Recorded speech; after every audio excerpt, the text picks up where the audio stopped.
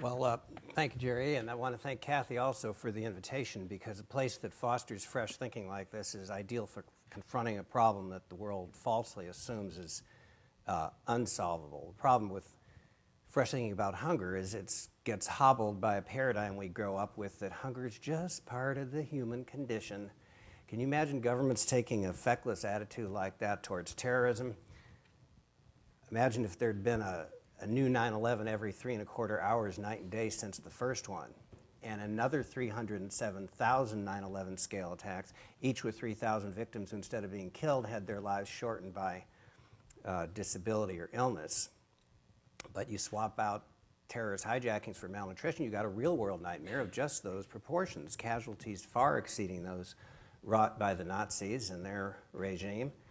Collateral damage, too, affects all of us. High death rates lead to high birth rates and overpopulation, with its spin-offs of environmental damage and political instability, and the troubling doubts that we have as we keep trying to convince ourselves that we're helpless before hunger.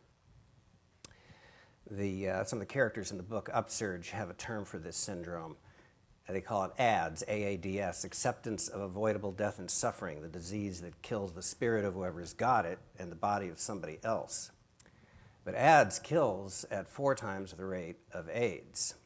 And there's no death more avoidable than death from hunger, because there is a cure and preventive regimen for it. It's called food, and more experts agree that there's plenty of it, enough to go around, and that governments can end it if they can move beyond limiting themselves to the same traditional development and food aid programs.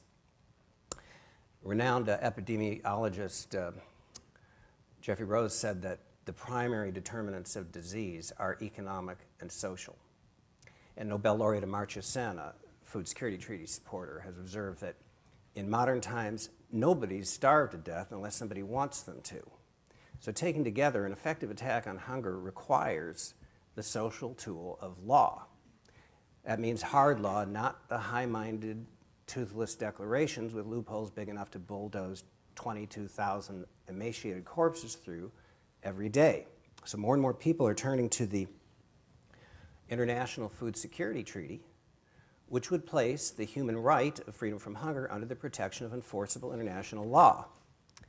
Under the IFST, each nation would be obliged to guarantee access to minimum nutrition to anyone within their borders who can't get access to it on their own, to contribute to a World Food Reserve and Resource Center, to assist any nation that's unable to meet that guarantee in an emergency, to establish and enforce law against the use of hunger as a weapon, and to support UN food security enforcement actions in any nation that's been proven unable or unwilling to enforce the law on its own. Now, there's a clear, realistic path to get from here to there. It's laid out at treaty.org. You'll find there statements from California's Senators Boxer and Feinstein and a wide array of experts in all kinds of fields pertinent to this, and political and religious leaders. House Hunger Caucus co-chair Jim McGovern from Massachusetts has described the treaty as doable. It doesn't mess with any country's borders, their trade or agriculture policy, their military arsenals. Its sole objective is to end hunger, which it can do with the kind of will that was summoned to get rid of polio. In 1988, polio was still attacking a new set of 1,000 kids every day. Vaccines have been around a third of a century. But that's the year the World Health Assembly committed itself to polio eradication. Within 15 years, new cases of polio dropped 99.8%. Now, the Food Security Treaty can do this for hunger. It's got the same synergy of common sense, inherent morality, and hard law that ended slavery, that guaranteed women's suffrage. The world is still moving in this direction, so it makes sense for leaders in food-related industries and strategic planners generally to get there in front with it. Nobody needs to be perceived as indifferent to a future without hunger or blind to new opportunities. It's just good business to move in concert with evolution. So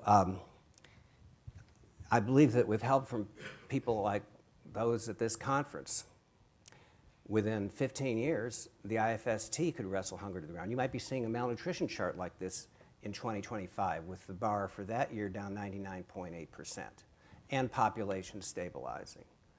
and political and environmental pressures easing. And not to mention hundreds of millions of healthy working people who've escaped the stunting of their bodies and their lives and their spirits. Well, I happen to be very optimistic about this, in part because of this conversation we're going to be having today. So I thank you for listening to my take on it. Thank you, Tom. And you were our fastest speaker so far, so while Gary's setting up, real quick, do you mind outlining for us the difference between food safety, food security, and food sovereignty?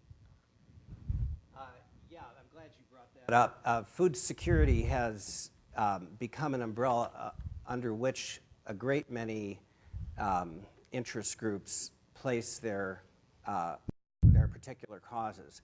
And the way we use the term, we're solely focusing on ending malnutrition and hunger, that tiny little goal. And I know it sounds ridiculous since it would be one of the most momentous events in human history if we succeed, but when you consider all the myriad issues that are often included under food security, there can be a source of confusion there, so I'm glad you asked that. And food safety is typically OSHA kind of, or FDA sort of things about the whole safety of the food itself. Well, obviously the food that people get to alleviate hunger or to prevent it has to be safe. And then sovereignty tends to also be, do we own the seeds that we can Yes, make our food that from? comes in there, but the treaty is not obliging nations to commit to any one policy. That's why I wanted to draw those lines. Yeah. Thank you. Gary. Thank you, by the way, for that terrific 5 minutes, which I'm going to be thinking about for the rest of day, week, month.